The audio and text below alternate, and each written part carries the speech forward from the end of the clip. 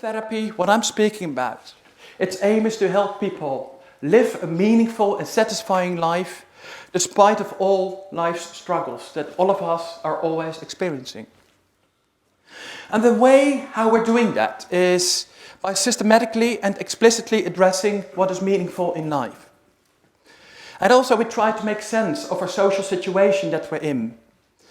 And also the way how we actually connect with what is truly meaningful for us. We're not doing that only in a cognitive way or only in doing.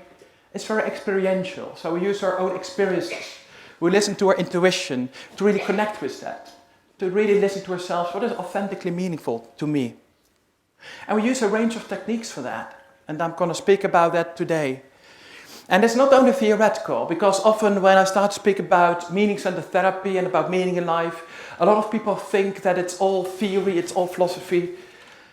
Oh no, it's very much also very practical. It's very much about the daily lives. It's really about change in our community, in our houses, in our daily lives. I thought possibly one of the best ways to actually understand what I'm speaking about, and also to make sure that you're not only listening to my presentation in like only a theoretical way, I'm going to ask you to do a very brief exercise. And totally at the end of the second part of my session, I'm also going to do a much longer exercise. But this is just a very brief exercise of just, let's say, 2-3 minutes. Because this often helps you to already start thinking for yourself, like, how do I connect with the theme? So I would like you to, and this is something you can just do for yourself, you don't need to share this with others, but just take like 1 or 2 minutes to remember a difficult moment in your life. Don't go to the most traumatic experiences, that can sometimes be too much, but think about a difficult moment in your life. What helped you get through this? And it can be anything. It can be something like the help that you got from others. It can be your own perseverance. It can be that you were talking about your problems with others. It can be your own temperament, your own... There's many reasons why you could have gone through that difficult period. So I would like to invite you just for 1 minute, have a think for yourself. What helped you to get through that difficult period? So you have like 1 minute for a bit of reflection.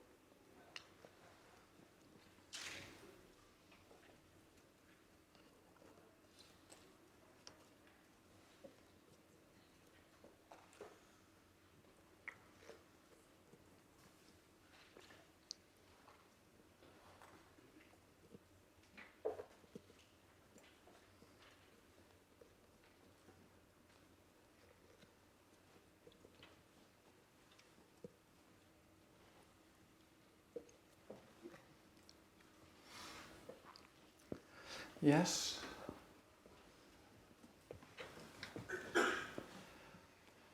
I hope that, this was just very brief, and this can be like something that you can also, when you're at home again later, or when you're in the tube, just to have another think or a feel for yourself. It's an exercise that often helps, particularly when you're now in a difficult period. When you then look back and you see, well, I've been able to get through those difficult moments. And what helped you then could actually also help you now again. But most likely those examples that you were thinking about, the things that helped you to get through that period, these are most likely things that are meaningful to you. And this is one of the reasons why it's so helpful to work with clients, to help them find what's truly meaningful and satisfying for you in your life. Because that can help you to cope with those difficult moments in your life. And these can be things indeed like getting social support, feeling connected, belonging, but also your own perseverance, your own pride in well, I've just done this, or having a very active coping style. There's so many different things. And these are all examples of what can be meaningful for you. So just stay connected with those examples for yourself, with what has been meaningful for you or what's still meaningful at this moment. Because this is what I'm now going to do in my talk. I've now been introducing now a little bit about why it's so important to address meaning with clients. And what I'm going to do in this presentation is I have two parts. The first part is mainly like theory. So that's just what I will do before those 5 minutes break. I'm going to speak a little bit about the history of meaning, about Viktor Frankl, who is one of the big men in the history of meaning-centered therapy. I'm going to speak a bit more about the field. I'm going to speak about the clinical and etiology models. In other terms, that is actually what we're speaking about and why can meaning be a problem for people. And I'll say something very briefly about research. After the brief break, I'm going to go more zooming in about what do we actually do as practitioners. So I'm going to discuss different types of skills or competencies about what we actually do. And hopefully that can also give you some tools, particularly if you work yourself with clients, that can be helpful to reflect on for yourself. But I really want, at the end of that session, I really want to also have some time and some space where we can actually also do an exercise together. Something similar to what we've just done, but a bit longer. Because I believe that the best way to learn is actually doing it and experiencing. Does that sound okay for you? Yeah? A lot of nodding? No one really dares to say no, that it's a bad idea, but yeah. Yeah, so about questions, that will be totally at the end of the session. Slightly part of the problem because you're engaging a certain amount of interaction, but at a restricted level. And I appreciate I know. but I accept that. But you must bear in mind also that we are corresponding, incorporating with your delivery, which is very I know, of course. So thank you very much for that, yes. And absolutely, it's a very good point as well that totally at the end there will be also time for a more official interaction indeed. Yeah. So I mentioned that I will very briefly speak about the history about meaning. And of course, that's like, you can speak about that for years. So I'm not going to do that. And I'm going to be very brief, terribly, and I'm going to be totally reductionist. So apologies for that. But when I really go back a lot in history, several thousands of years ago, I go to also some non-Western countries. I've been traveling also a lot, so I've seen quite a lot of different cultures. Interestingly enough is that most cultures use terms for meaning that are quite holistic. So when you look at some of the old Vedic texts, when you look at Taoism, when you look at Ikigai, the concept in Japan, or what in Germany and the Netherlands, how we call that Sinn or Zin. These are all terms which historically and from an etymological perspective mean like that your full body is engaged, like that it's more about perceiving, but it's also not only cognitive, that's the main thing. However, in English, we actually have only really one term that really works. And that's the word meaning. And with the word meaning, and also the way how we often use it, it's a much more superficial thing. Because it's very much about, actually like in countries like Germany or the Netherlands, meaning, which actually comes from the word Meinung or meaning, that means something much more like, it's just your opinion. So it sounds almost like random, subjective, almost something you can control, something you can just change today or tomorrow. Whereas all those other cultures and times, they had a totally different concept of meaning. And I think that how we nowadays use the term meaning in English actually has to do with a more recent history in our modern Western countries. Because this is the Middle Ages where people, when they were actually born somewhere on a certain point on the ladder of society and of the cosmos. So totally at the lowest rank there were the animals and nature, the trees. And totally at the highest, you can see that there's God, there are the kings, and there's the clergy. And when you're born a peasant, you're born usually somewhere there. You're born there, and that's just your place. Well, and that's like how it was until quite recent, until the Middle Ages. So when you speak about meaning in that period, it's much more fulfilling your the social role and expectations that society had from you. And you would not really ask yourself, what's the meaning of my life? That was a ridiculous question, because it was simply like that you simply do what you're expected to do, the place that you were expected to have.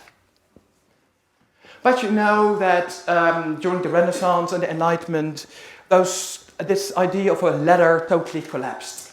And what happened is we became very skeptical. And then we started to think, well, meaning is actually something that's very biosocially determined. So it's much more social Darwinist idea about, it's just a battle of the fittest meaning, you know. It's just like the influence from commercials, from the church, from a social context, that just tells us randomly almost what is meaningful in our lives. And this is an idea that has been very dominant since Enlightenment. And this gives actually like a quite flat idea about Earth. Or a very flat idea about meaning, like a flat Earth. Because it's like, it can be any meaning, it's almost random. It's not really something high, something... No, it's much more, you can just explain everything technically. So the idea that a lot of people have nowadays about meaning is that it's something that's kind of random. If one type of meaning doesn't work, just pick another one, just do something else.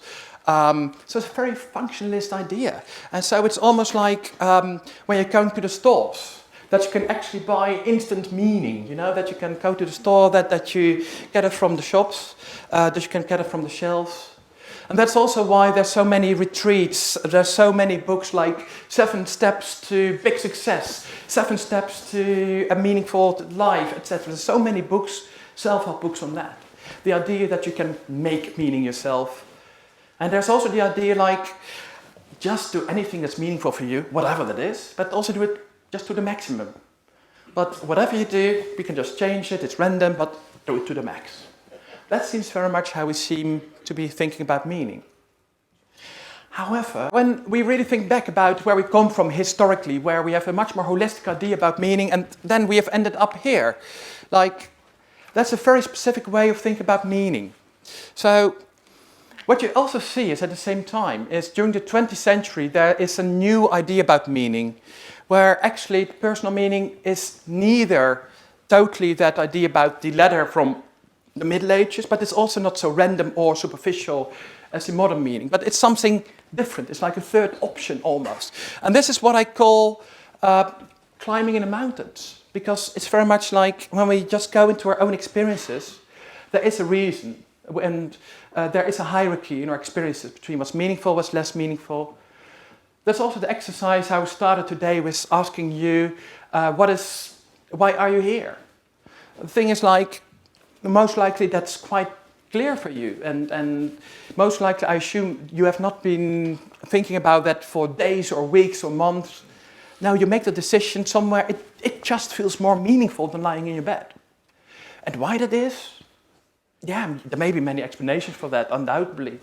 But in the end, you just have that hierarchy in your experiences. And that is very much like what I call unpeeling your feelings. Because that's what is also called phenomenology. That's about unpeel your feelings, because your feelings, there may be many layers over it, like indeed social expectations could be there, or some things maybe feel more meaningful, other things maybe feel less meaningful. But what you do is you start to differentiate the meaningful from the less meaningful, and you start to really analyze for yourself what is there. And that is the great thing, that it is possible for yourself to be critical, but at the end find out, well, this is meaningful for me. When you just think about lying in bed, going to a lecture, well, lecture, you're here. And that unpeeling of your feelings, that can be relatively short. So this is very much the idea about combination of listen to your intuition. So listen to, well, is this meaningful, is this less meaningful? And also being very critical. And so in this way, it's possible to be critical about what's meaningful, what's less meaningful, but still listen to that. And that is also a very embodied experience. There's much more than only that cognitive thing or only that very superficial. But I think that this will become much clearer when I'm going to give all my examples. But this is like the theoretical background where actually like meaning-centered therapy comes from. So this is a little bit of the history about meaning in life. And then at the end of the 19th century, there was something weird going on. People started to help each other by talking. And that's called psychology, psychotherapy, talking therapies. And that's like the start of psychology was still kind of ambiguous because on the one hand it was very scientific, on the other hand it was more holistic. It was more about listening to a person in totality and what's meaningful for you, really staying with the person's experiences. However, as we know, it's like the medical model has very much won and has a very strong dominance in the way how we think about therapy. So this is also a very reductionist idea, particularly in the beginning of the 20th century, where the idea was that meaning is nothing else than something else. So for instance, in the early psychoanalysis, they were saying, well, when people speak about meaning, there's nothing else than actually all their psychological dynamics. It's about their drives. It's about possibly their early childhood experiences. Whereas meaning can actually be much more than that, obviously. And also early behaviorists was indeed saying, well, meaning is actually irrelevant. Just kick it totally out of the therapy room because we should not speak about it.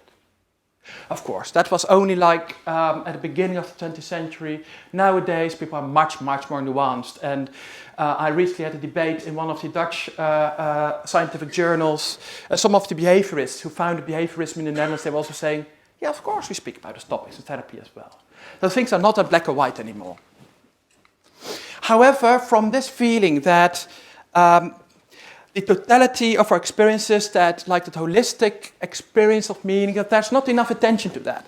So a lot of people at the beginning of the 20th century felt, well, we need something else because the totality of our subjective experiences is not done justice in modern philosophy, science, and psychotherapy. We need to really do justice to those experiences. We need to do justice to what's truly meaningful for individuals. We need to help people to make the differentiation between what's meaningful, what's less meaningful. Let's really listen to that instead of imposing our ideas about psychoanalysis or anything else. So we need to return to those authentic meanings. And the process of returning is like phenomenology. And that's like the background of meaning-centered therapy, is to return to this holistic experience. And people like Jaspers, Binswanger, Alfred Adler, and particularly Karl Jaspers, they stand in this tradition. And let's just listen very briefly to what actually Viktor Frankl tells about this. And Viktor Frankl was one of the first to really break through the dominant paradigms in his time. They wish to make a lot of money. In Europe, every American student, even more every American adult, is regarded as someone who is just out to make a lot of money. Really, 16% of these students regarded their main goal and concern in life to make a lot of money. I'm quoting literally, make a lot of money. And you know what the top class, the top category, we say category, what do you say? Category was among, excuse me, but I know I am speaking a marvelous accent without the slightest English. Now,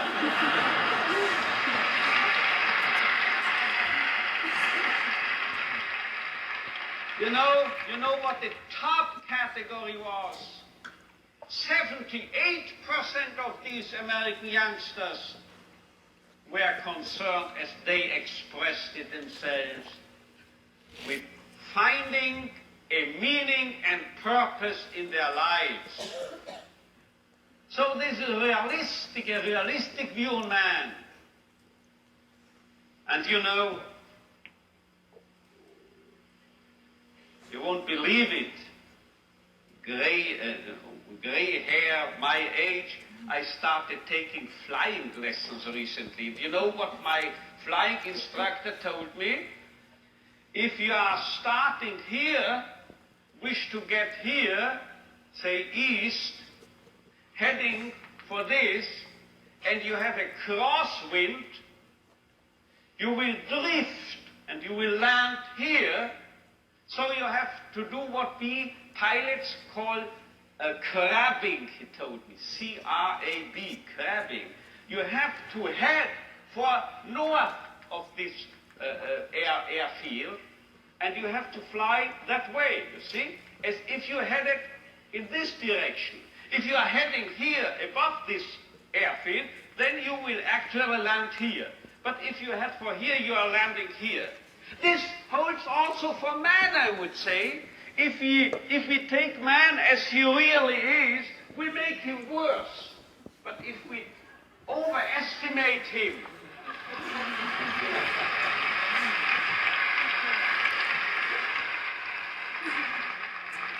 it's premature, your applause, you will soon know why.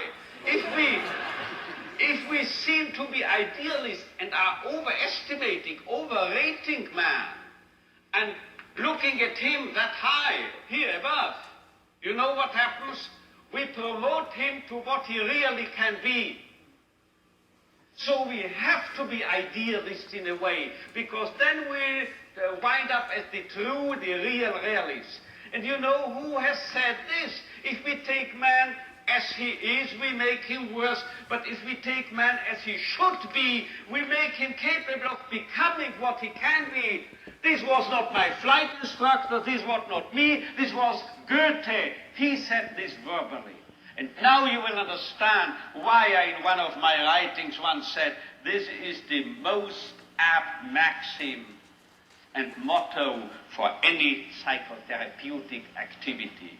So if you don't recognize a young man's will to meaning, man's search for meaning, you make him worse, you make him dull, you make him frustrated, you still add and contribute to his frustration. While if you presuppose in this man, if in this so-called criminal or juvenile delinquent or drug abuse and so forth, there must be a what we call spark, a spark of search for meaning. I thought it was just the best to let you listen to Viktor Frankl himself and also to experience a bit the way how he was speaking at the time. So Viktor Frankl was the first man who really promoted meaning-centered therapy, and you may know his life story, that he was Jewish, he has been in concentration camps, his full family was murdered, and he showed actually in his very impressive book, Man's Search for Meaning, how actually people are able to survive, even like terrible experiences such as concentration camps. And that is actually how he also became very famous. And this is another bit where he's explaining his therapy. What is meant by logotherapy? Therapy means healing, and logos means meaning. Thus, logotherapy is really healing through meaning, although this, of course, is an oversimplification. So, logotherapy, how we call that, it's, healing via meaning. Because this is also a term that he actually said in that first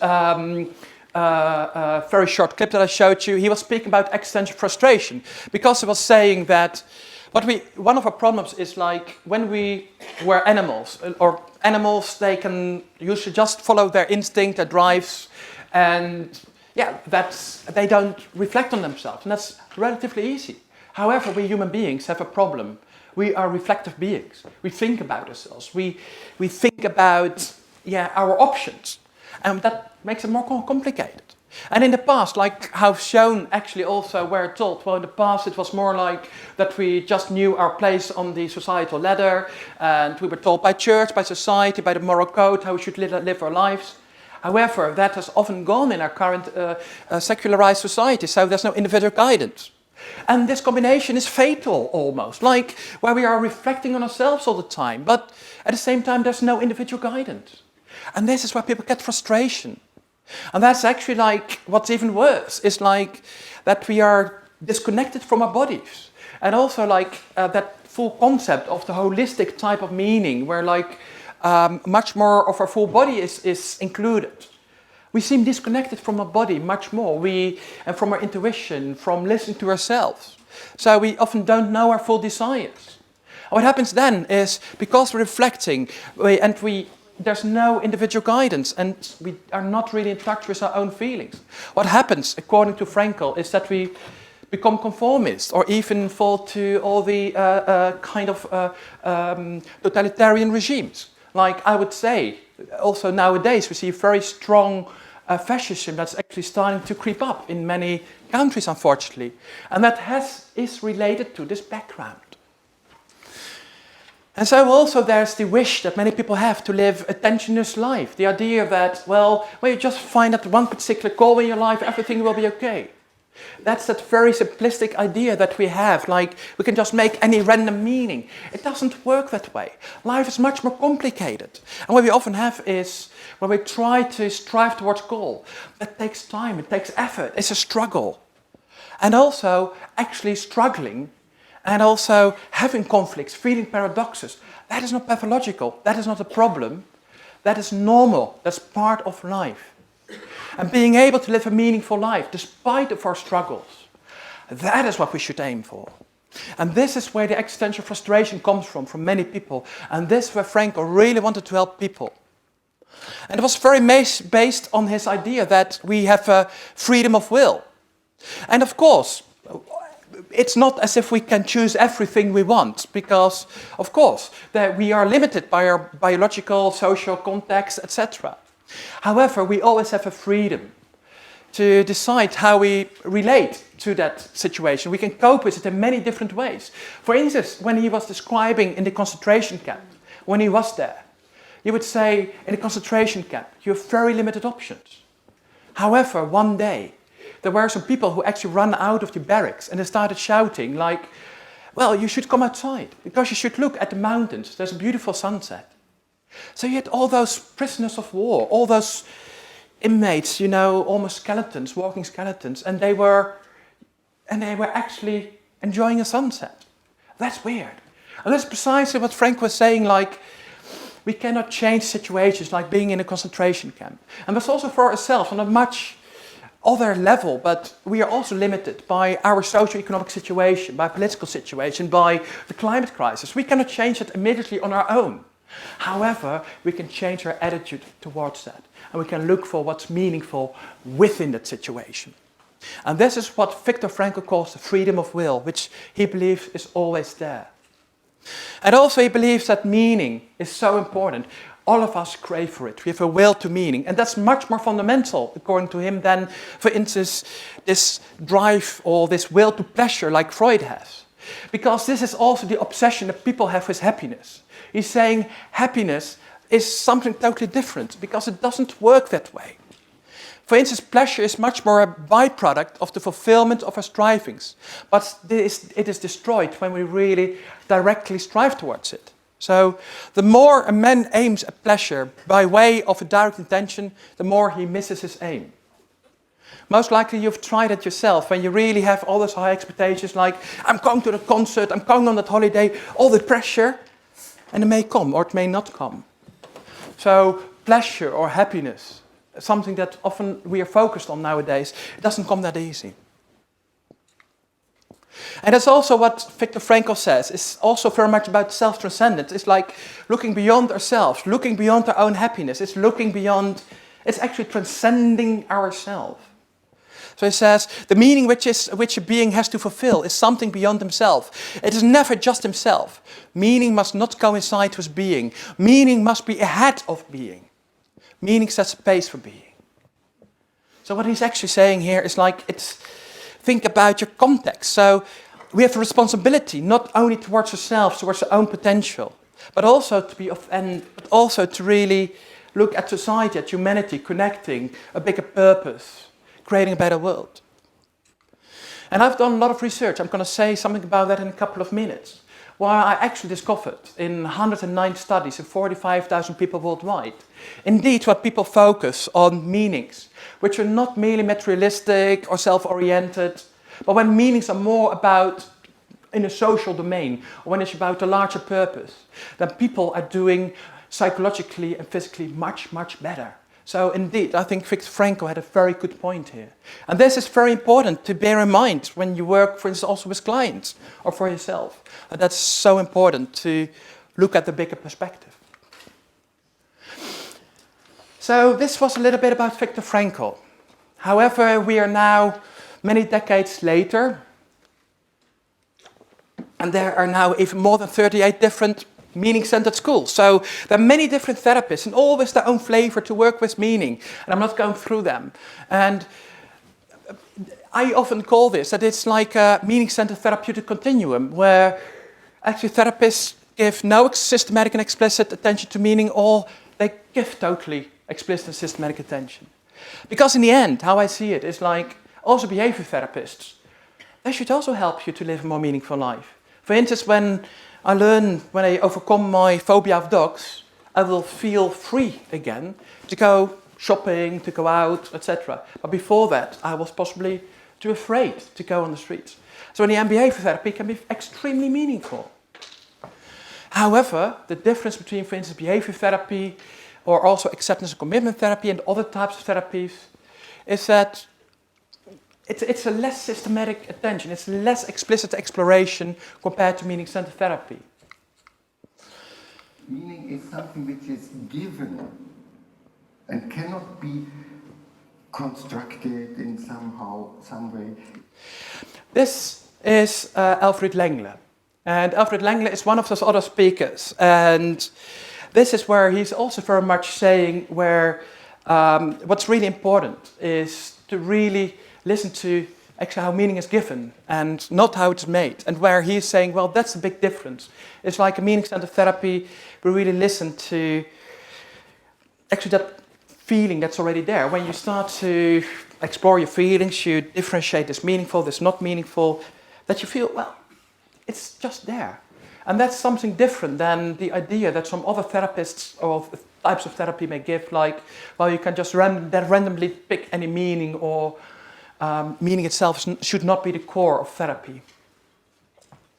However, when I did a lot of my research, I found out that actually all effective therapists, they actually help people to live a more meaningful life.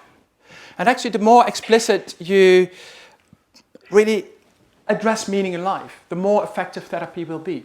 And there's quite a lot of evidence for that, and I'm not going into those details, but this is very much my idea. Like, any good therapist is doing it, and I'm not like saying that I'm the only good one. No, other therapists, they also address meaning. But what is meaning? Just very briefly before we're gonna go for a very brief break, but I just want to discuss a little bit about meaning. What is meaning actually? So I often make a distinction between micro-meaning, meso-meaning, and macro-meaning. So from small to larger. So let's start with the small level. There's my cup of coffee. When I'm just drinking my coffee, I'm just enjoying it. It's nice. I like the taste. It's good flavor. It makes me a bit more awake, a bit more energetic, a bit more jumpy. But I don't really need to think about it. It's just there, the meaning of this cup of coffee in this particular moment. It's also not something I think about cognitively. It's just there. It's just a primary flow of experiencing. I'm just experiencing it. I'm just drinking. So how do I give meaning to this? It's just by experiencing it, just drinking it. However, I see a pattern. Like also when I drink my water, I also enjoy that. So apparently there's a pattern that I do like drinking. So, and if I look a bit further in my life, I see that I really have certain tastes that I really like. I like certain beers, certain wines, but also food, etc. I start to see a pattern where my pattern is actually that I do like good food, good drinks. I love that. So apparently it's meaningful for me in life to have nice tastes, nice flavors. It's one of the meanings in my life. However, when I really start reflecting on it, and I, for instance, start to make the differentiation between meaningful and less meaningful. For instance, if I would need to choose between giving a lecture like this or drinking a cup of coffee, yeah, very clear, I would come here to give you a lecture. And what's even better is to combine both.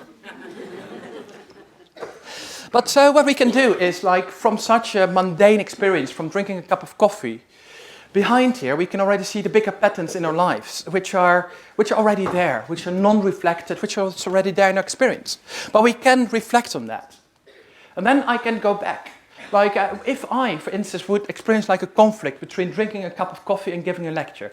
For instance, because, let's imagine, drinking a cup of coffee would make me so jumpy that you don't understand me. Imagine. Then I would need to make a choice.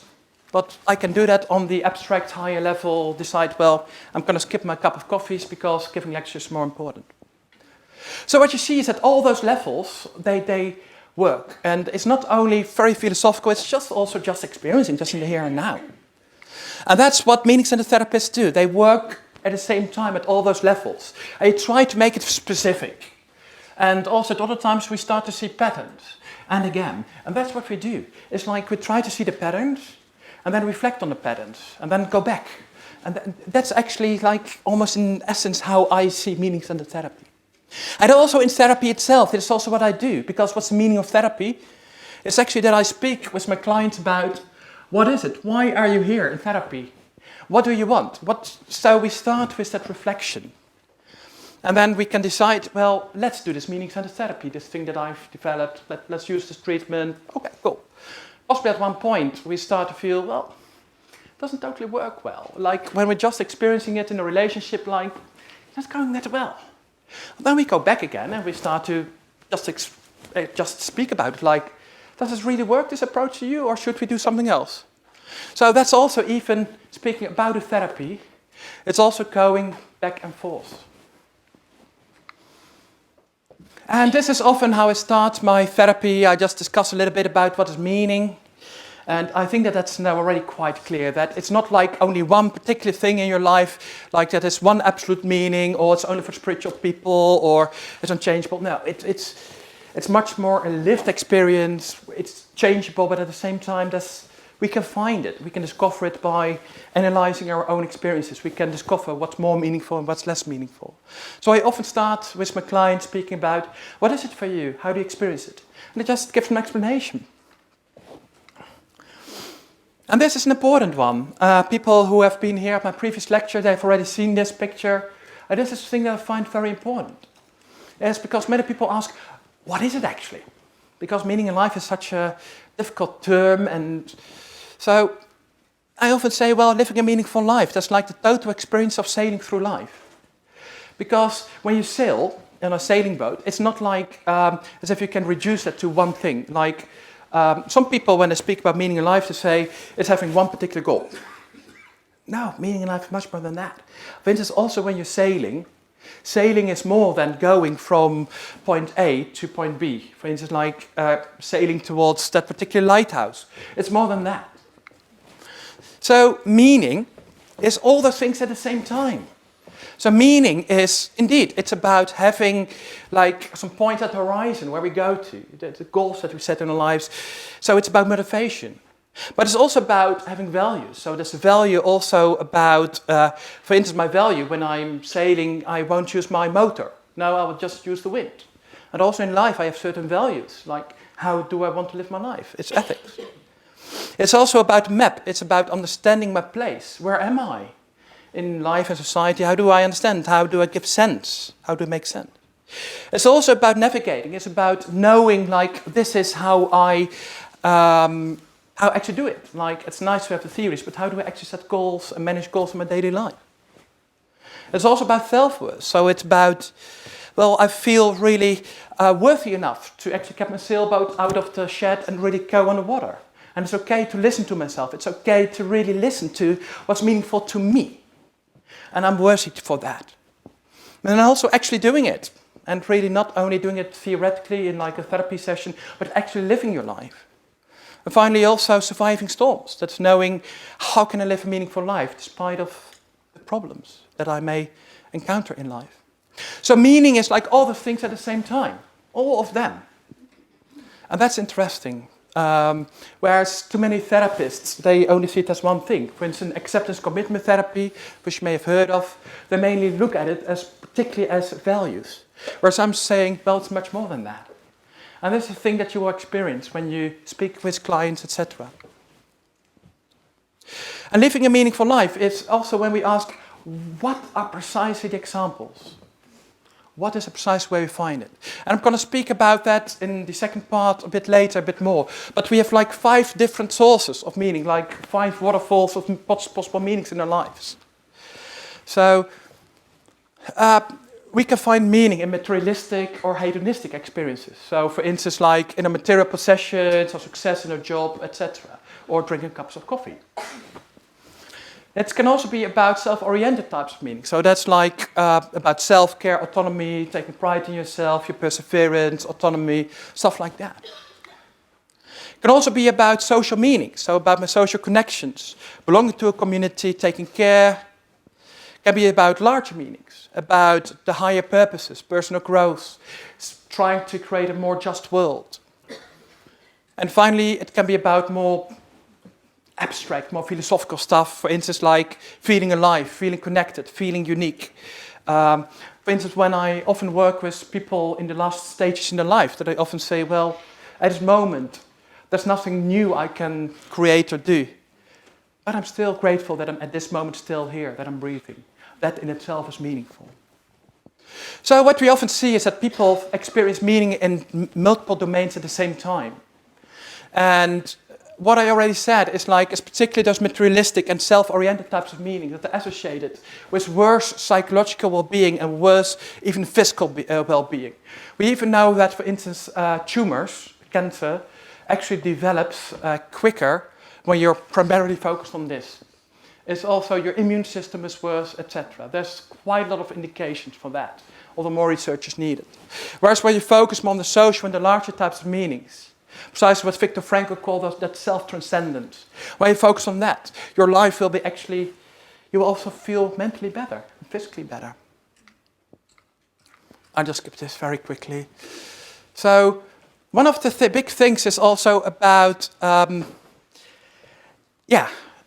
it's like sometimes you have the feeling that speak about meaning is like very theoretical. But most likely in your daily life, you're just living it. Like what I was saying is when I'm drinking my cup of coffee, I'm not asking myself, is this now meaningful? No, that would be ridiculous. I'm just experiencing my cup of coffee and I just enjoy it. Stop. And that's very much like what I call being inside a hot flow of experiences. So very much like just experiencing and feeling, well, it's nice. I'm not thinking about it.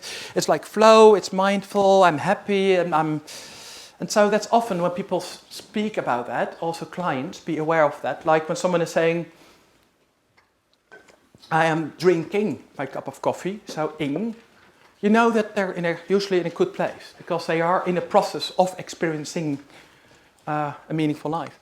However, when people start to speak about the meaning of life, then I get worried. Or I am thinking, well, what's going on there? Why are they not in that happy flow of just experiencing a cup of coffee? So at those moments where people start to speak in nouns, then they're apparently theorizing about it, they're reflecting about it. And so there's like a hyper-reflection or a hyper-intention. So people are like, what is really what's the meaning of my life? So it's very theoretical, very much in their mind. Or like, I must achieve this particular thing in my life. I must. When you really get so rigid and so focused on that, it becomes very difficult to be inside that flow of experiencing. You're blocking yourself. So that's, again, what I'm saying all the time is to help people to go back to that flow of experiencing. Whereas on the other side, sometimes it is good to go also to that more reflective space. Because it can be helpful, particularly like when you're just living your daily life on an automatic pilot and you're never reflecting. On the other hand, that's also not a good thing. Because it could be that you're just going from A to B to C, whereas actually there may be bigger perspectives that you're missing out.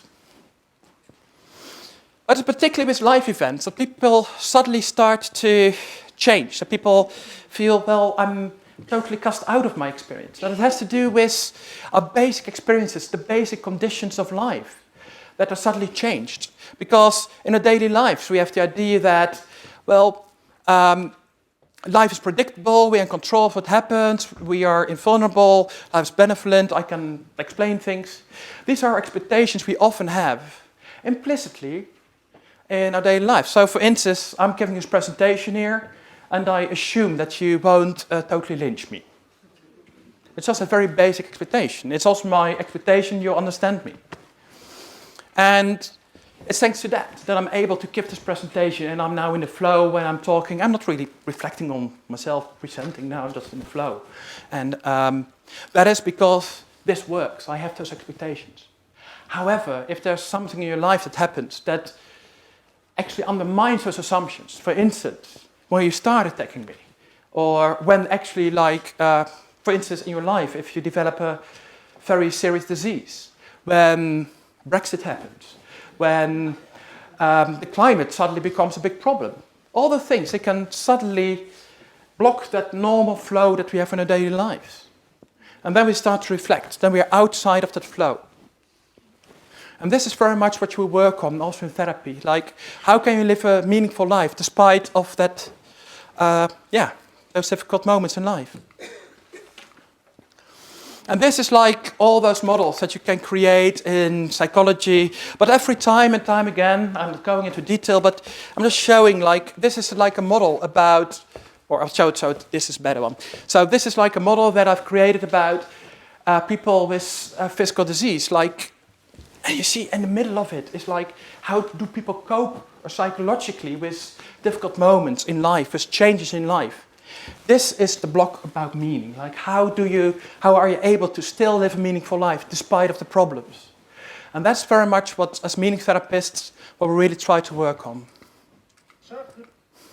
And this is very much like I've been speaking now about, I've been giving you a lot of information, and what I'm actually saying is, like, you can just, on the basis of this, already create so many hypotheses. These are just some examples of hypotheses that you can just create on the basis of those slides I gave to you before. It's like, yeah, there's so many ideas. And this is actually what we also do when I work with clients. I'm just checking what's going on here. I try to find out why, for instance, are you not in that flow? Why are you reflecting? Why do you have that idea that life is like a ladder and you need to have that one particular place in society? Why, etc. So you can create many hypotheses. And on the basis of that, I'll try to work with the client and test it with the client and look for alternatives. And there's quite a lot of scientific evidence for this. I'm not going through it, but this is just examples. It works. We find it again and again. And also, like, I did a big study on all the meaning-centered therapies that have ever been published. And they're big numbers, big effects that we find. And it seems to work, that when you help people in a direct way to live a more meaningful life despite the problems, we'll see that people will actually, their psychological stress reduces, the quality of life increases, like meaning in life, self-efficacy, social well-being, depression, anxiety, all the things become much, much better. And also that is because people learn how to live a more meaningful life. And this is what we found in big studies. And this is also even like larger effects than other types of therapies in many groups. And this works in all countries that I've seen. And actually, this is a questionnaire. That's an example how you can work with your clients. And I'm putting this up now here, because I think I've totally overwhelmed you with loads of information. So undoubtedly you want to have like a brief moment of like 5 minutes to get back to yourself. So we're going to have a big break, or a short break. I mean, why was I saying big? Just have like a 5 minutes break, and people who really want to, in the meantime, possibly do this questionnaire for yourself. This is the Meaning in Life questionnaire that was developed by my colleague Michael Stieger, and this gives you an idea about to which extent are you experiencing a meaningful life at this moment, and to which extent are you actually asking questions about meaning in life. But in this second part, we're going to speak really about how does it really work in practice. So I'm going to speak about mental health care. Oh, sorry, I mean mental health care. So I'm terrible. Yeah, that's my book. If you really want to know more about this presentation, actually a lot of the stuff in this presentation, not everything, but a lot of it actually you can also find in my book. And this book is very much what I call an evidence-based common denominator meaning-centered therapy. That's a very nice word when you're doing some word games with people where they need to guess the word that you have in mind. So this may be a very good one when you're doing one of your Christmas games with your family. I can tell you that they won't be able to guess this word. Now, but what it actually means is, so from all those meaning-centered therapies, and I already told you there are like 38 different schools after Viktor Frankl, many different people who interpret in different ways. What I've done is I've actually looked at all the research on it. I've looked at all the therapies that have been supported by empirical evidence. And I actually picked all the effective bits of it. So I'm kind of a stealer person, like a thief, where I took all the helpful bits and pieces and I created that like in a relatively brief therapy that I call, it's a common denominator therapy. So what I've done is I'm going to now show you some of the main skills and some of the main overview of the sessions. And I'm not saying that every therapist works in this way. Oh, no. However, it shows more or less what a lot of people more or less do. So I'm trying to get a little bit of an essence and where there's a lot of individual variation. So this is an overview of like the therapy. And in this column, the dark blue column, these are the 10 weekly sessions. Because this is when I do it in a standardized way, when I really give like group therapy. However, in practice, I don't use such a structured way of working because often it's much more tailored to the individual. However, it can be helpful, particularly like when people have limited time to say, well, we're going to do 10 sessions.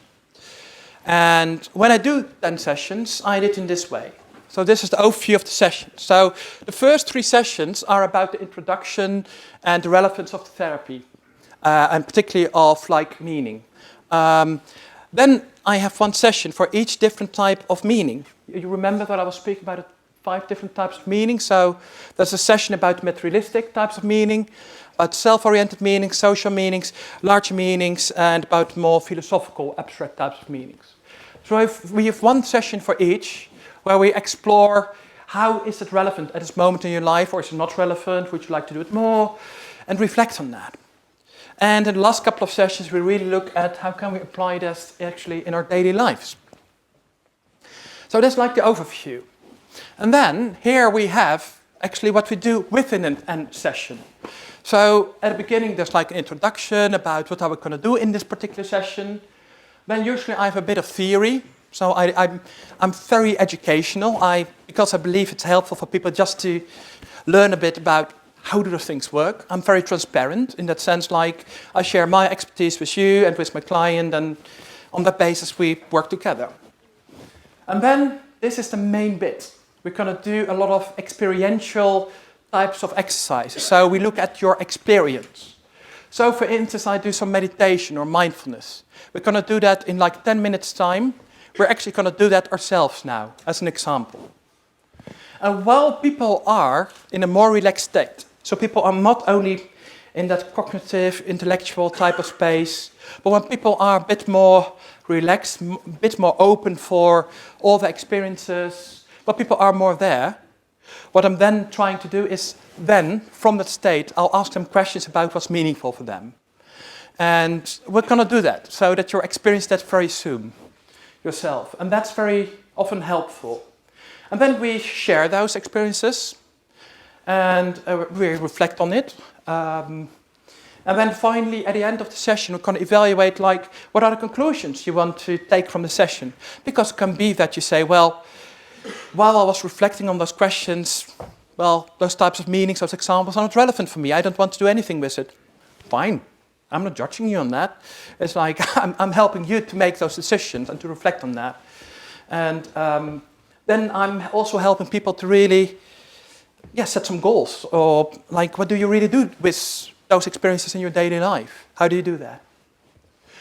So this is like in a nutshell how I do my therapy. And well, this is like very stereotypic. What I'm saying is like usually I do it in a much more flexible way. But this is an example how I could work with clients. So I already promised you I'm going to speak about those different therapist skills or the competencies. Because when I looked at all those different meaning-centered therapies which have been published and which are shown to be effective, I actually discovered that there are 39 therapist skills that a lot of the therapists have in common. And I've put those 39 therapists' competencies actually in 5 categories, because otherwise it becomes a bit too much. And then I also looked for each bit, and I looked, are they actually also supported by other types of evidence? Yes, they are. So that's what I'm going to share now with you. So I'm going to share some of those competencies, like what do I actually do as a therapist? What are the skills I need? And again, you can find more details, for instance, in my handbook. So the first group of skills are assessment skills. And assessment skills is very much about speaking with the client, is this actually relevant for you? Because that's very much how I started today's presentation, about saying, well, when you have hurt your toe should be cured and not like that your arm gets amputated. In a similar way, if a client comes to me and the questions are more about their something else in their lives, if there is an issue, for instance, with attachment, with the childhood, with trauma, with something more in the past where meaning is not directly relevant, I'll actually say, well, I think you should actually go to another therapist. Or actually, I will work with you in a different way. So that's important to really be aware, well, when does this type of therapy apply and when does it not apply? I will also create like some hypotheses, like what I said at the first part, on the basis of like the clinical and the etiological model. So on the basis of all the theory, I'm going to speak with the client about, okay, what could be going on? How can meaning be relevant? Why do we have those issues? So I start to create some work hypotheses about that. So I'm assessing what's going on in your life. And then this is the most unique part. These are what I call the key meaning-centered skills. So this is very much about working with meaning. So what I already said is about giving some didactics, being explicit about what's the theory I have or that we have. Because I believe that the thing is like in our childhood, when we grow up, at school we learn how to calculate, we learn how to read and write, and from our parents we may learn how to behave. But very few people who really actually teach us how to live a meaningful life. So, of course, it's very normal, I find that, to just share with people, this is like what we know, how it works. And so I find it very important, actually in a similar way like I'm doing today. Very open, transparent with my clients. I will also help people to focus on the long term, instead of only looking at very direct, immediate gratification of your immediate urges. Really look at at a larger perspective on your life. I'd also identify, like when people speak about meaning, for instance, when they say, well, I'm enjoying this cup of coffee, like that example that I gave, that I will say, well, how is that cup of coffee meaningful to you? Are there patterns in your life? Are there any bigger patterns? So what I'm doing is I'm specifying and seeing the patterns in their life which may be relevant for meaning. So from the stories, I listen with this meaning lens to the stories, and I'll explicate that. Yeah, what else? There's a lot of stuff I'm doing, but I think that this is the most important bit. It's just mainly showing where's the meaning in your experiences. I'll just give a brief example. Like once I was called into a hospital to help with a client who was really anxious. Because she was actually waiting for a surgery for a tumor, which really had to be removed. And that was needed to be done very quickly because it was at the wrong place in the head. And however, she was too anxious to undergo the surgery. And so the psychiatrists were called in. And the psychiatrist said, well, we can give you some pills against your anxiety. But she was even too anxious to accept the pills. So everyone was like, how can we help this person? Because she needs to get over her anxiety to be able to undergo the surgery. Like, we were totally stuck with her. But then I saw that her last name is Dutch, and I'm originally from the Netherlands. And this was not in the Netherlands where I saw this person. And so I asked her, well, I see your surname is Dutch. Are you originally Dutch? She said, yes, yes. And I asked, okay, and have you ever been in the Netherlands? She said, yeah, in my childhood I've been there once in the Netherlands. Okay, tell me more about that. And then she started to tell all those big stories about, particularly when she went to this big party we have about Sinterklaas, about Santa Claus, let's say something like that, at the beginning of December. She told about all those details and her eyes started to shine and she had been trembling all the time from anxiety. But when she was speaking, it stopped and she became totally relaxed. And then I said to her, hey, look at yourself. Look at what happened. You're not trembling anymore. You're not anxious. She said, oh yeah, you're right. I said, hey, so apparently you have it in yourself. You have the skill to get through this. You have it in you to some extent control your symptoms. And particularly when you have the ability to go back in your memory, to find those places, a safe space, those positive memories that can help you to get through this. And that is like, actually, that helped her to actually accept some anxiety medications and actually then also have the surgery, which actually in the end saved her life. This is a very basic human story.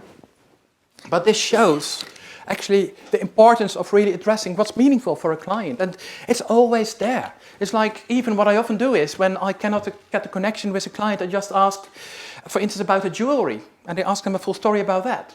I ask about a watch they have. And in the end, like, I've seen quite a lot of people crying over the questions I ask about their watch, you know. Because meaning is everywhere. If you just address it and you start to speak with people about it. And which is also brings me to another topic. It's all about relationship. Because you can only address meaning with a person when you have also a meaningful relationship. And this is a very, very important thing.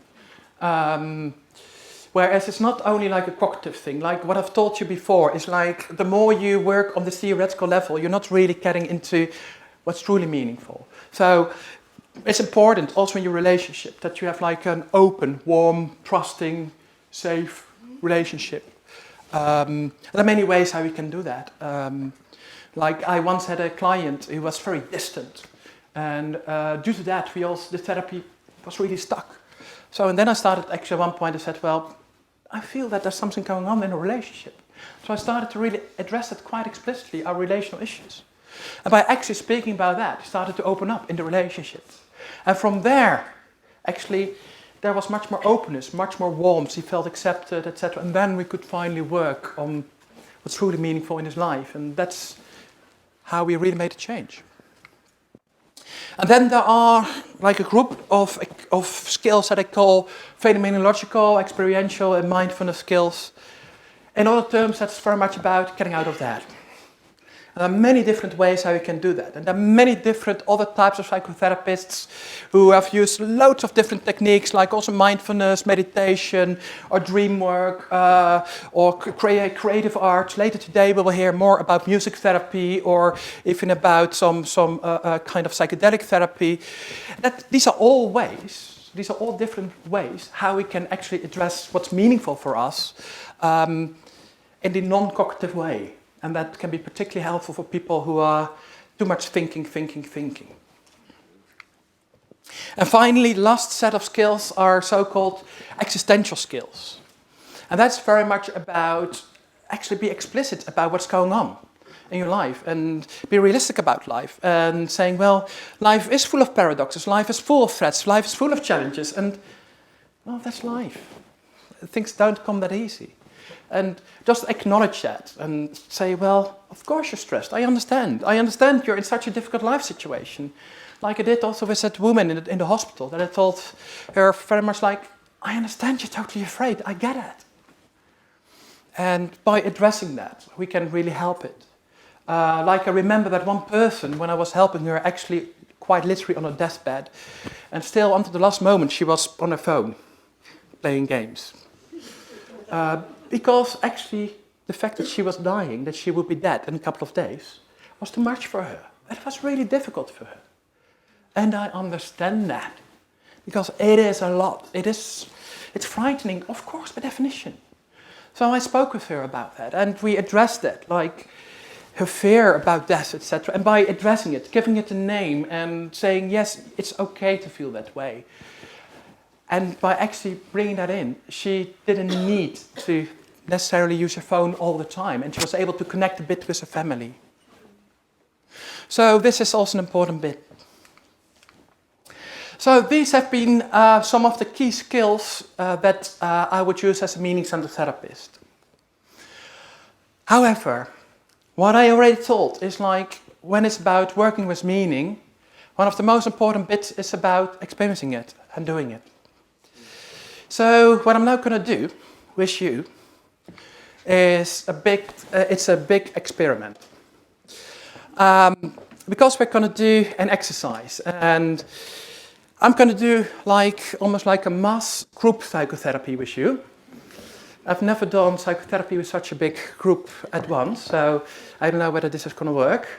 And also what I'm going to do is, I will do it in a different way than I've done it before, so it's like a new tryout. Because what I want to do with you is to do a brief mindfulness exercise, so a little bit of meditation. And then after that, I will ask some questions about those 5 different types of meaning. Usually, within one session, I only address one type of meaning.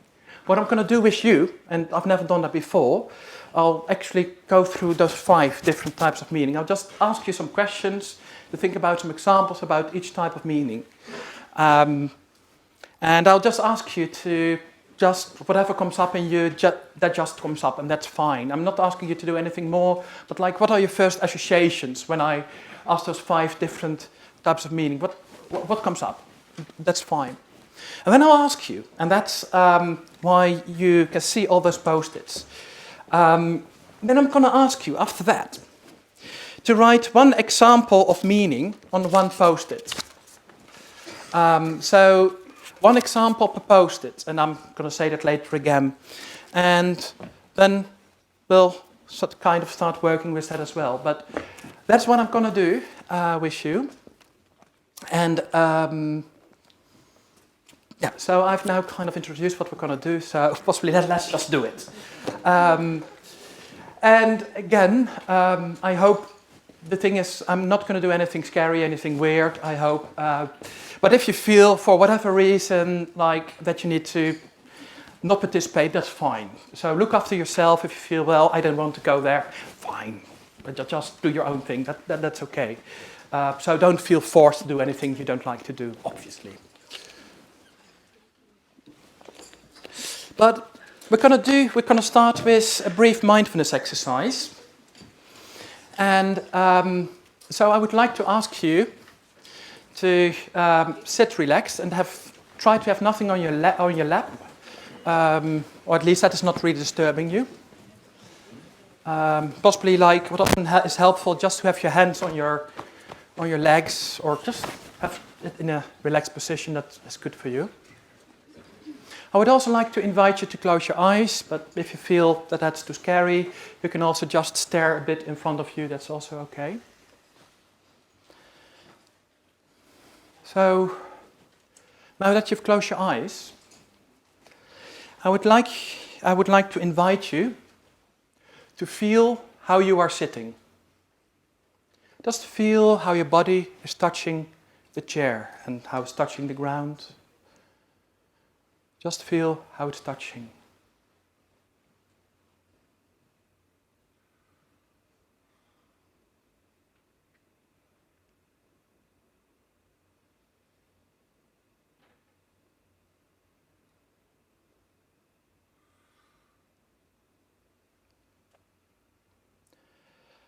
And also observe how your body is feeling today.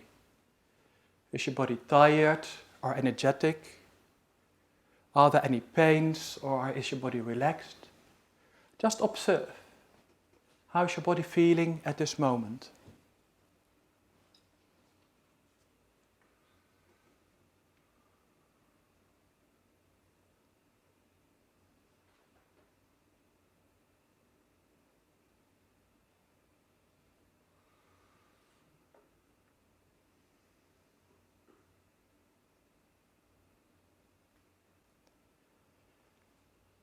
And also observe your breathing. So are you breathing, is your breath very deep? Or is it shallow? Is it going quick or slow? You don't need to change it. Just observe how your breathing is going.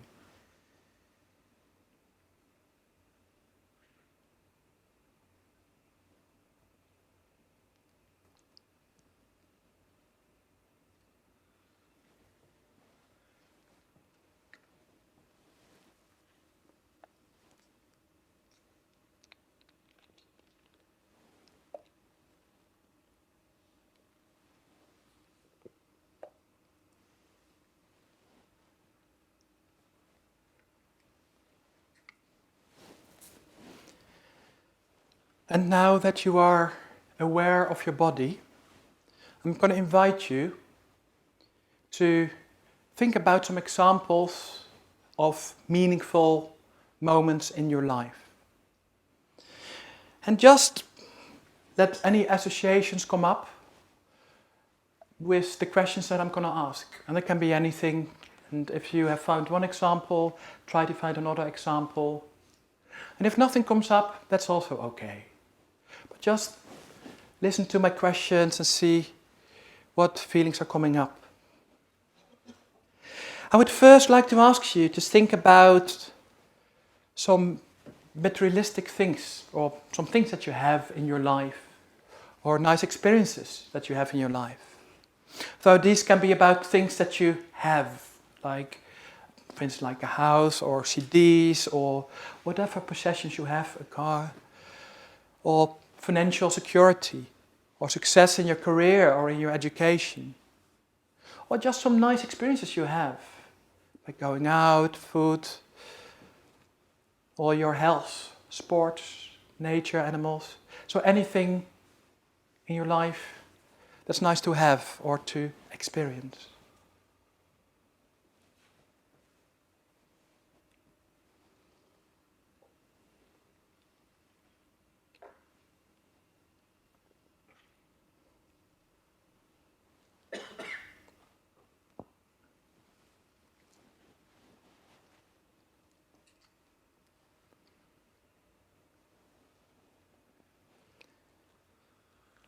Possibly you have some examples of that, possibly nothing came up, that's all fine. And also think about parts of yourself that can be meaningful. So for instance, that can be some characteristics of yourself, it can be self-care, something that you're proud of. For instance, you can be proud of something that you've achieved in your life, or your autonomy, the way how you express yourself, your creativity. So something about yourself that feels meaningful to you. Try to find some examples of that.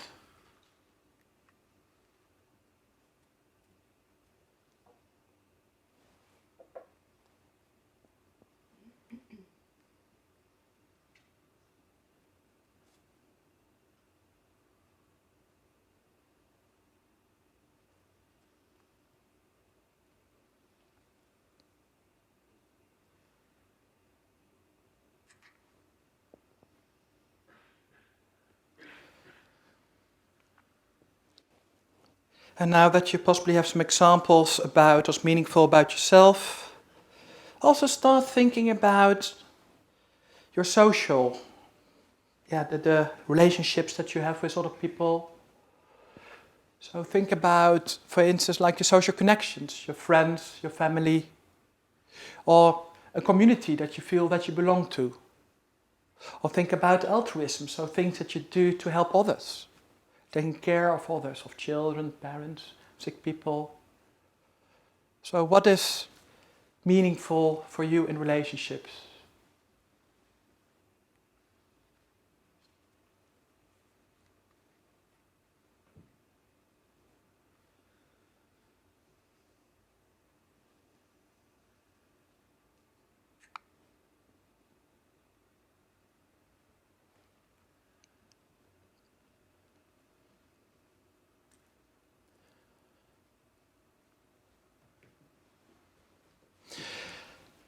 And finally, think about some examples in your life, about some larger things that may be important for you in your life.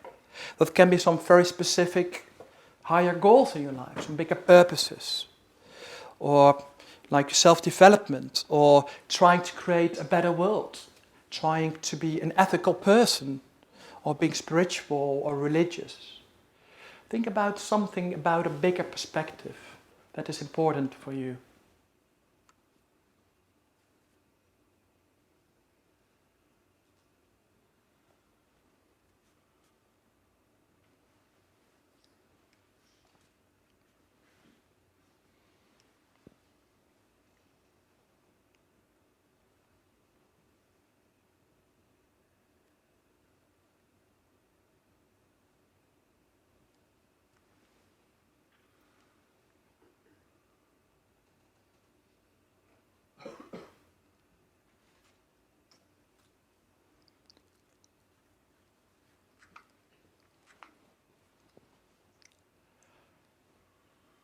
Okay, if you're ready, I would like to invite you to open your eyes again and come back to the room.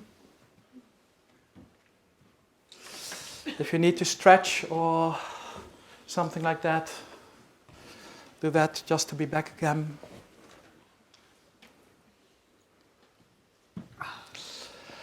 And possibly you have now some examples about what's meaningful in your life. I would like to ask you to write on one post-it one of those examples. So you'll most likely have like multiple post-its about multiple things that may be meaningful in your life. And so please share some post-its if you've not shared it in your row. And also some pencils if you don't have a pen yourself. And then try actually also to put them in order from the least important to the most important. It's almost like a mountain. You know, like on the lowest part is what is the least important to you, whereas the post-its who are more important are higher. So try to write one meaningful experience or one example per post-it, and then try to put it in like a hierarchy of what's the least important, what's the most important. Is that clear? Can you remind us of the order? Of the order? Oh, you mean of like just examples of this? Yeah. Cool. Yeah, thank you. I'll give you like approximately 5 minutes for this. Okay. Most likely you're not totally finished yet. I see still a lot of people writing and reordering all the post-its. Possibly you can also do a bit more about that actually in the lunch break if you want. I would also recommend you to possibly during the lunch break share some of your experiences with others, with some people who you feel safe to share this with, and just have a conversation about that, because that gives you a very good, meaningful lunch break. Because the thing is, this is a very weird situation where I do a big group therapy, I give you an exercise, because usually I would like to hear the story from each of you, what you've just been doing, how your experience was. I would give some time for that, we reflect on it, but that would take us a couple of days before we finished. So unfortunately we cannot do that, apologies for that. But look after each other during the break. And also be aware that what I've just done with you, this exercise, I've actually asked you about 4 different types of meanings, which I usually discuss in 5 different sessions. And I've now squeezed that in 15 minutes. So that's very weird. And if you feel, this is going too quick, Joel, it's odd, it's weird, well, possibly I'm odd, I don't know, but it is also like very time pressured. So yeah. But just some very brief reflections, like if I would be working with you individually or in a group, and I would have a look at your post-its. There's 3 things I will be looking at. The first thing is sometimes there are people who have only 1 or 2 big meanings in their lives. So that's like when I was giving the metaphor of like a mountain, you know, when I asked you to put your post-its like in hierarchy from the least meaningful to the most meaningful. And if this would be how your mountain looks like, with only having one or a couple of posters very high and for the rest nothing else, that will be kind of worrying me a bit. Because, for instance, if your life is solely about becoming very successful in your job, imagine that that is your only meaning in life, that's the only post that you have, and imagine that then, for instance, you become very ill and you cannot work anymore, yeah, then your total life totally collapses. Like, it's very fragile, that can break down, and of course, then life feels totally meaningless, and like you can even start doubting why you're alive. And that's very much because you're so focused on only one thing, which makes you much more vulnerable for, for failure, for feeling, well, my life's not meaningful. So, alternatively, it could be that you have so many different types of examples what's meaningful, that you have so many post-its. I can see some people having like post-its all over the place, and which is great that there's so many meaningful experiences in your life. But at the same time, particularly when it's difficult to see like a difference between what's more meaningful, what's less meaningful, then it can feel very overwhelming for yourself. Like, what should I do? Should I do that, or do that, or do that? And then you get this problem with decision making. Like, there's so many meaningful things. If they're all equally meaningful. So what I usually suggest is, or what a lot of people suggest, is to have like 4 or 5 types of meanings or groups of meanings that differ in importance. So something like this, where there's some very meaningful things in your life. For instance, for myself, giving lectures like this is really meaningful for me, whereas drinking my cups of coffee and enjoying that is very low, although I do like it, as you know by now. So this is quite a healthy kind of way of looking at it. So have a think about it for yourself. Can you find like a diversity in your life? And also what's important is, also what I've said before, is how many social and larger types of meanings are there in your life? If you see on your post-its that is mainly about materialistic things or just enjoying yourself or only about yourself, it could be that that can make you feel psychologically and also possibly even physically not as good as when you would have more social or larger meanings in your life. So that could also be a thing to reflect on for yourself. Well, are more social and more larger things in my life that I could focus on to find also all those other types of meaning. So this is very quick overview how it would work with clients. I don't know, much too quick, but I hope that this has given you a little bit of a feel what meaning-centered therapy is about. I can speak about all of this much longer, and I'm doing that at many other places. So this is the last minute that I'm doing my PR bit. Apologies for that. People not wanting to hear it, you can put your fingers in your ears and close your eyes. But of course, there's my book that I've already mentioned. There's a more accessible book. I still have 10 copies there lying at the table, which is very accessible, which is a bit more fun book, but actually also still evidence-based. You also see some flyers here lying around from my website, Meaning Online, where I've put up many videos and stuff like that. It's still very new, so it's still developing.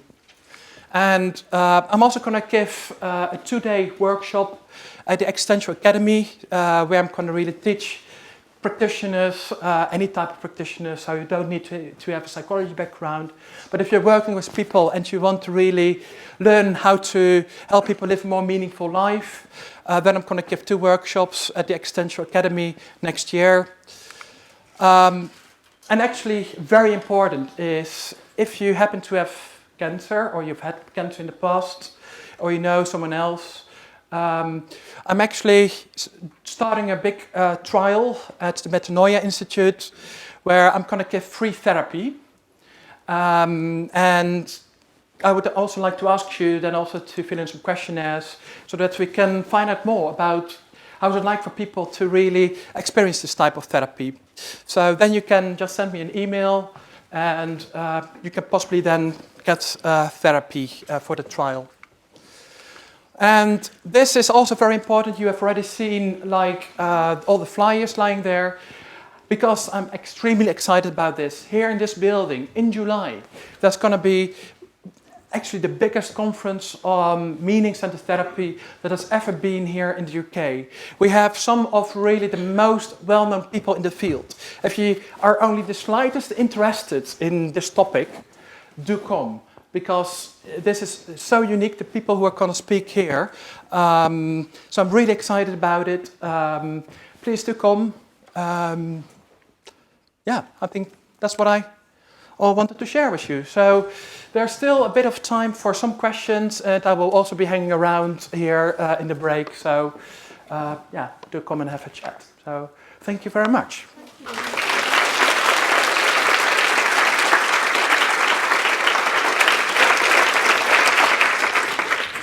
Thanks for your talk. We have about 7 minutes for questions. So I'm going to start at the front and work our way back to the microphone. So if you have a question, just put up your hand.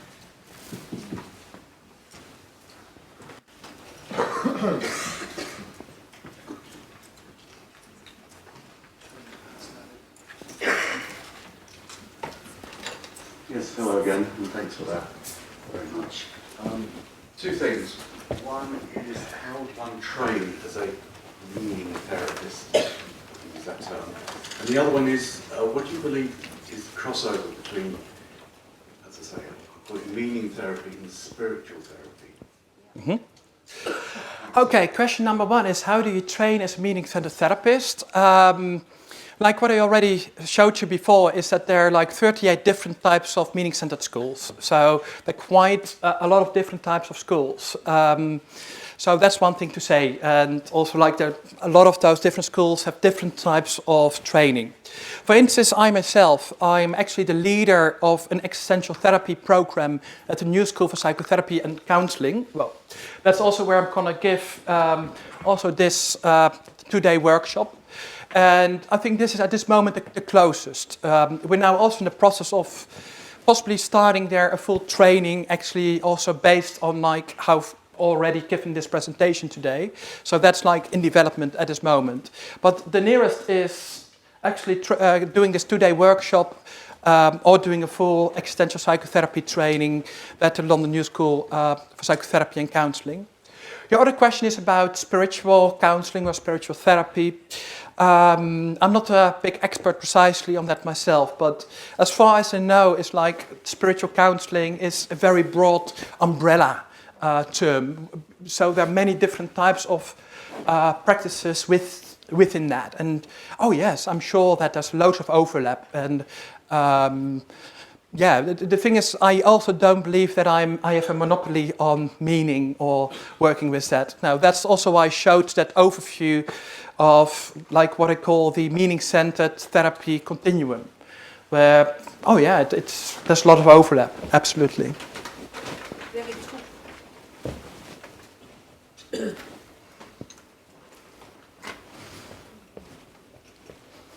I'd like you to comment on the fact that we can't really have any meaning in life until we know the origins of life. What do you mean by that? Can you elaborate on that? Where do human beings come from? And can you explain why Life that on is? Earth. Sorry? Life on Earth. Love, sorry? Life on Earth. Life on Earth. And so what you're saying is that, I'm trying to understand where your question. So what you're saying is like our individual meaning is very difficult to understand our individual meaning as long as we don't know the larger meaning of like what's life on Earth about. We have biological whisperings within which we have very little knowledge of. 80% of our behaviour is probably determined by that. Oh yeah, absolutely. And that's also what I'm saying all the time is like, there is like a big, so what I would say is like, and now I'm kind of putting you in a category which is the worst thing I can do, I know that.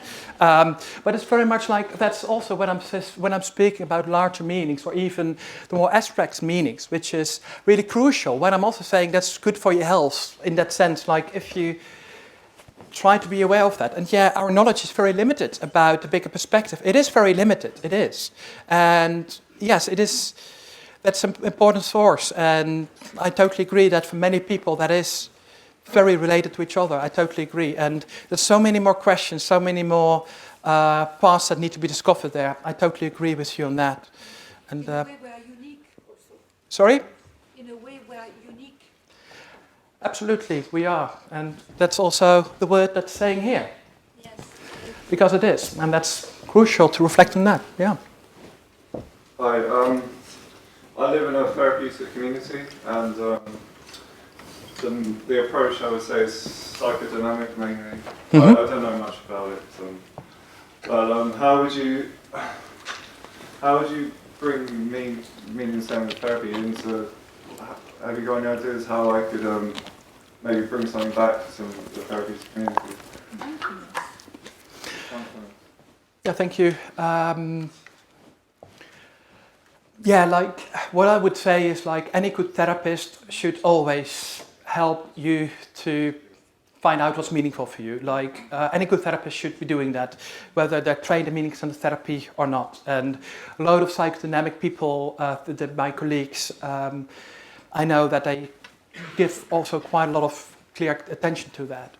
If you, as a client, feel, hey, that's a topic I would like to discuss, but I feel at this moment there's not enough attention for that, I think that's something you can simply say, like, you can discuss, like, hey, there's something, a question that I'm missing in our relationship, in what we're doing, and explicate it and describe that you say, well, this is something that could be helpful.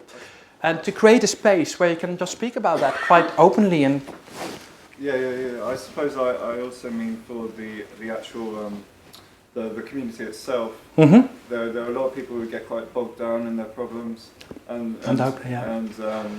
they're trying to work through stuff, but they're in that very reflective place. Oh yeah, I get it. Yeah. So what I think that's a very good question. So I would personally, if I would, for instance, be one of the people, in such a community, I would really have a look at how can you do activities together which are meaningful and which are, and really precisely, possibly even like doing some, for instance, creating some art or doing some sports or playing chess games, doing so stuff like that. But also watching movies, but also like possibly also like have a look at what other things are meaningful for you, and just have a reflection on that. It can be also reading books, or can be also speaking with people who are important to you. So it's very much creating those spaces, those activities where you can engage